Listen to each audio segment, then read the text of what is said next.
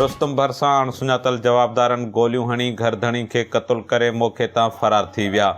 इतला ते पुलिस पहुची मक़तूल ॻोठाणे गहणो ख़ान जतोई जो लाश खणाए खानपुर इस्पताल आंदो, जिते पोस्टमार्टम करण बाद मढ़ वारसनि हवाले कयो वियो आहे। मक़तूल ॻोठाणे जे वारसनि मूजिबि सुबुह सवेर अणसुञातल जवाबदारनि घर में दाख़िल थी निंड पियल गहणो ख़ान मथां गोलियुनि जी बरसात शुरू करे छॾी, जंहिं जे नतीजे में हू थॾे ते मारिजी वियो, जॾहिं त हथियारबंद जवाबदार फायरिंग कंदा मौक़े तां फरार थी वञण में कामयाब थी विया। ॿिए पासे मक़तूल ॻोठाणे जे वारसनि खोजी कुता घुराए हथियारबंद जवाबदारनि जी ॻोल्हा शुरू करे छॾी, जॾहिं त आख़िरी इतलाउनि ताईं वाक़े जो कारण मालूम नाहे थी सघियो, न वरी वाक़े जो केस दाख़िल थी सघियो आहे।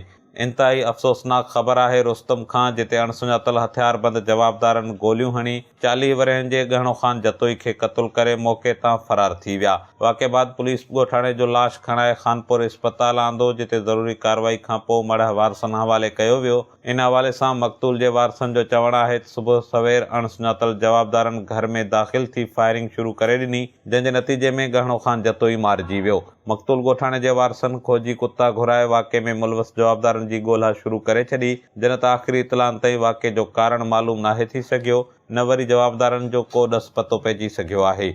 HSTV news Rustam.